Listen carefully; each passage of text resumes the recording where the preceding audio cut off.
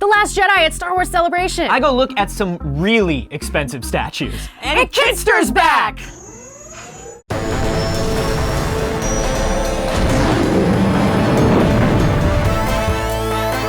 This week on the Star Wars Show, Andy sits down with Kitster himself, Dhruv Chanchani.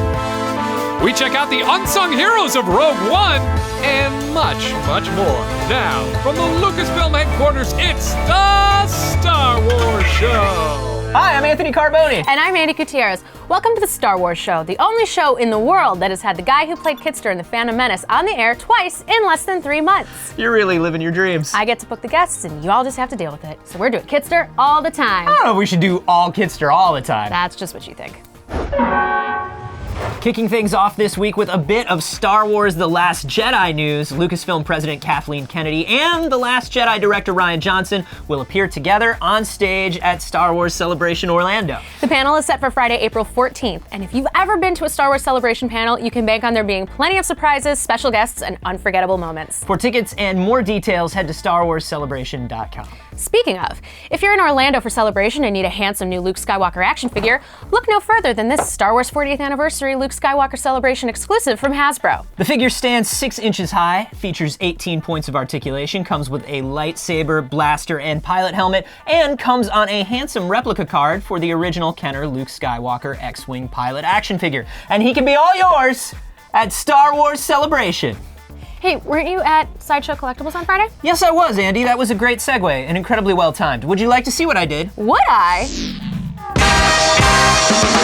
We're at the headquarters of Sideshow Collectibles. They are known for making some of the most beautifully detailed collector pieces on the market, and they are going to show us some of the new Rogue One stuff they have in the works. Let's go!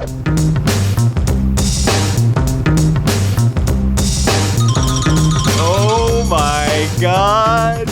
Even you guys don't have shelf space for some of your stuff. Kevin, you're a Death Trooper specialist. At this point, yeah. You always look at it on the site and you're like, it can't possibly look that good in person. I am blown away. Well, thank you. That's always the hope. How many pieces is this guy? Honestly, I don't even know at this point, but that's how you get the quality. Hand assembled here in this office. K2SO was done all digital. So we got digital files from Lucasfilm. There he is! Look at his smarmy little robot head! His joints are all hollow. So there's so much detail even in the interior of that joint. I want to talk about Jyn, her holster, and the drapery of her coat. We knew this wasn't her predominant costume in the film, but we wanted to do something that you weren't going to see on the market a lot. You did an entire alternate head sculpt. Yes, with the exclusive version. This is the first view for anyone of this portrait in person. We only recently got a preview of this Rey and BB-8. Since then, we've actually tweaked some of the portraiture to actually get it even closer like this. It's so hard to tell where the fabric ends and a sculpted piece of costume begins. That's a testament to the work of our sculptors and our tailors. We wanted to make BB-8 available to everyone. He has an exclusive version as well with the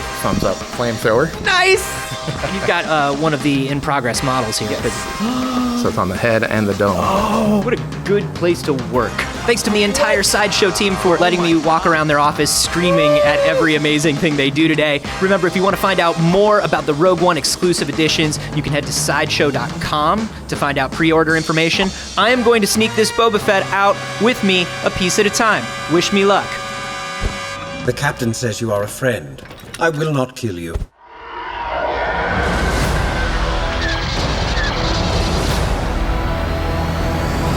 I'm here with Ben Hartley, one of the extras that helps fill in the bustling background. You're no stranger to being in a flight uniform, is that right? That is correct, yes. I was a pilot in the Royal Navy. You were inspired to become a pilot because of Star Wars. The first films, I think seeing the guys running out to their aircraft in their suits and going off to save the galaxy is a pretty good inspiration. When episodes 4 and 5 and 6 came out, I was a boy and a young man, and they made a massive impact on me. It's one pretty special franchise that I'm so excited to be a part of.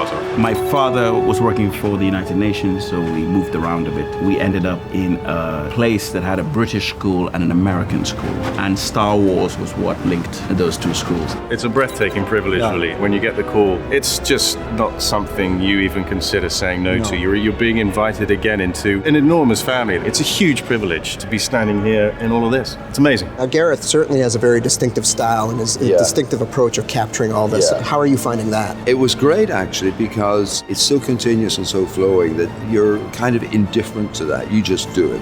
We're doing it. And we know they're picking up things all the time. It's very free form. The camera is basically just moving around. You get the feeling that nothing is missed, really. He's a master storyteller. You can tell that straight away. He has a very clear vision of how he wants to tell the story without the camera sort of imposing itself on the action, letting the action unfold and him capturing that story as it unfolds. It's those moments that Gareth tries to catch as a director, where you're overwhelmed by what you're seeing in front of you and you feel that you can't keep fighting. You're trying to gather your thoughts, gather your courage. You feel that you can't carry on, but you have to. Those microseconds is what he'll catch. Those are the moments for him to tell the story.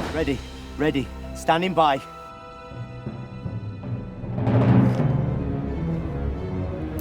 Light it up.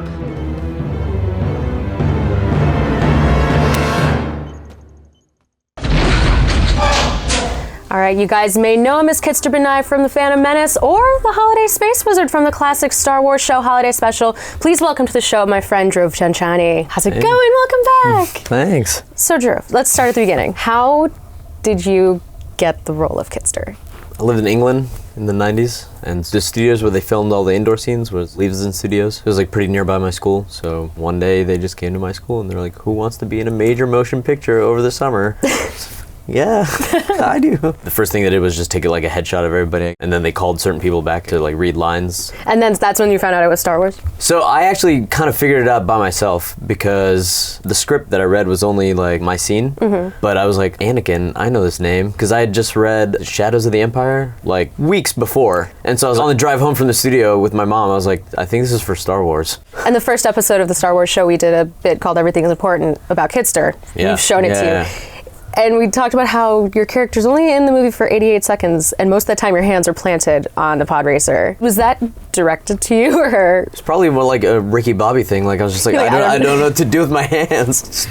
Somebody's just like, just put them there and just keep them there. In our obsession with Kitster, we've come to discover that you didn't really have any action figures. You didn't have any toys. There was one Micro Machine Kitster figure. That's all we could find. Yeah, it's a sore spot. But we've gone to great lengths to rectify this, and our friends at Funko have made us this one-of-a-kind custom Kitster pop bobblehead. This is amazing. Things I never thought I would see in my life. My own bobblehead. It's uncanny. Have you been surprised at the attention that your character has gotten in the past, 20 years? It's funny how it like spreads out. Like somebody's like, I know this kid that was in Star Wars, and then somebody's like, I know a kid who knows a kid that was in Star Wars, and like when you're 8, that's like incredible. Yeah, you're super famous for an 8-year-old. Yeah. In the last few years, like my friends will like tag me in somebody's Instagram post or show me somebody's Instagram post. Like somebody made a drawing of my character and I'm like, who are these people? This is incredible. And then like you search a hashtag and you're like, there's all these posts, like I've become a meme. Before we go, I think to prove that Dhruv Chanchani can do it, even though Kitster couldn't. It's never been caught on film like a successful high five. We should do it. Okay. Are you ready? Yeah. Ready?